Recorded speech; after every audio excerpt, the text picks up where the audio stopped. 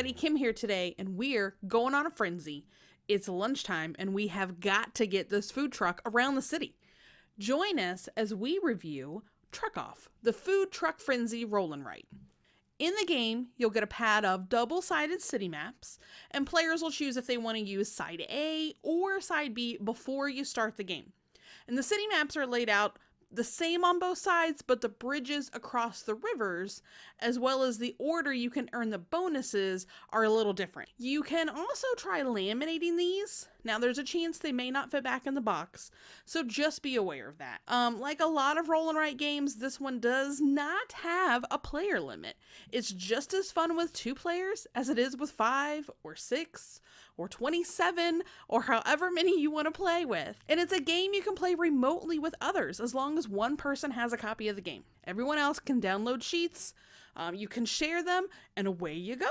You'll also receive a set of dice. You have a 4-sided, 6-sided, 8-sided, 10-sided, 12-sided, and 20-sided die. Now, each of these represent a venue on the board, and I really like that these are color-coded too. It just helps connect the venues to the appropriate die, especially when you're learning the game. You'll roll all 6 dice at the start of each turn, and you do have the option to re-roll one of those die. The results on these die will represent the income that your truck can make if it stops at each one of those venues.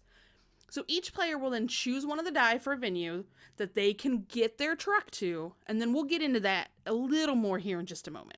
Players will take turns rolling the dice. So if you're playing remotely, one person may need to be the designated roller, but then each person will take their quote-unquote turn, and they'll get to choose which die is re-rolled if they want to do that.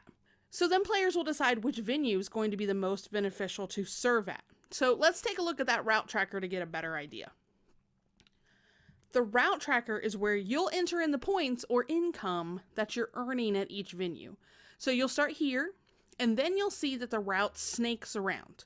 So anytime you write a number, you have to write it on the next corresponding venue. So that means you may end up skipping a venue. There's no backtracking. So once it's skipped, you can't go back and try to fill it in later. And honestly, at first, I tried not to skip any venues. But you'll see as you play, it's worthwhile to move through the rows and the columns to get to those bonuses. And then we'll get around to those here in just a second, I promise. Now, how do you get your truck around town? At the start of the game, you choose a starting point, and each turn you can move your truck up to 4 grid spaces to an open venue if possible. So each grid counts as one of these spaces here in the city. An open venue is classified as one that is on the map without any writing on it. So a venue that's been moved over or already stopped at is considered a closed venue. So you cannot stop here again and try to gain any income. Okay, so let's tie all of these things together. I choose my starting point, and we have our first roll. So do I take the purple venue and start working on that bonus in this column, or do I jump ahead to the blue venue? I'm going to go with purple. Had I chosen blue, the purple, yellow, and green venues would have been closed in this row, and that would have made it really hard for me to get the row bonus. So reality check here, to do well in this game, like I said, you're going to have to skip some venues. It feels really weird at first, but that's the only way you're going to make it down the route tracker to unlock some of these bonuses. And yes, the bonuses matter. Once you have entered income for the 3 venues in a row, you unlock the bonus at the end of that row. See these here. Likewise, you'll unlock the bonus for a column once you've collected income for 3 venues in the same column. So what can these do for you? The first one allows you to draw a bridge on the map, and it can be incredibly helpful, saving some time, allowing you to cross where you need to, and not have to waste time getting to one of the bridges that are actually built on the map. Now next, you can draw a gas station anywhere on the map. Once you drive across the gas station, you get +3 movement on that turn. That has been huge for me a few times. There are also options to multiply the amount of income you receive at a venue. So unlock one of these ×2 bonuses, and you'll get to add a ×2 to any venue you haven't visited yet. You also have the option to promote a venue, and I just love this. This can really swing a game at the end. When you promote a venue, you get to choose one color and mark off 2 of the circles at the top of the column. Now, if someone else promotes a venue, you get to mark off 1. So this plays in-game scoring. You get to take the number of times you visited this type of venue and multiply it by the number of times it was promoted and add that in as extra income. These other bonuses give you benefits for the remainder of the game, like +1 to the rest of your movement, or lets you reroll a 2 die instead of 1 on your turn. Lastly, you can also choose to move your truck to a new starting position. Players continue moving their trucks and collecting income until someone reaches the finish on the route tracker, and then the game ends immediately. So how quickly someone gets there is really going to depend on how many venues they skip along the way. Now, the rules do indicate that everyone should have at least 12 turns. So if someone reaches the finish before 12 turns, then all the remaining players get to finish out those remaining turns. Then everyone will add up their points and their bonuses, and the player with the most income wins. We had a lot of fun with this one, and we're looking forward to trying it remotely with some friends too. So let's review. The gameplay was very fun overall. It's your typical roll and write, and it has a really fun theme. Player scaling is wonderful. Like I mentioned earlier, this plays great at any player count. Tactics and strategy aren't super deep in this type of game, but you honestly need to be thinking ahead and trying to decide what path you want to take to hit the various venues, and how in turn are you going to maximize those visits. So there's still plenty of things to be thinking about and planning your next move.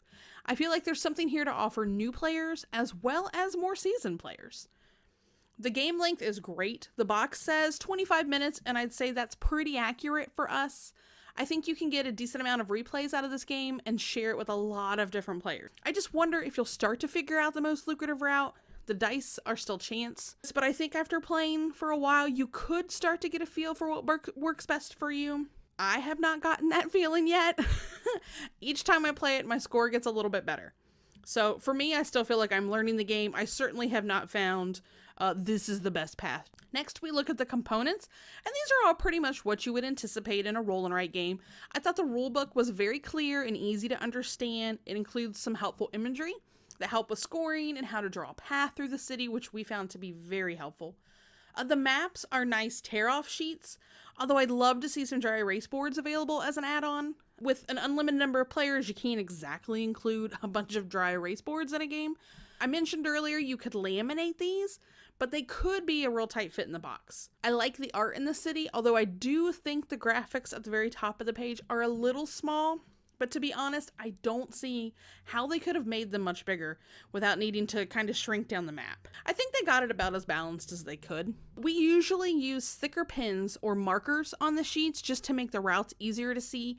We found that a regular ballpoint pen can just kind of get lost with the colors.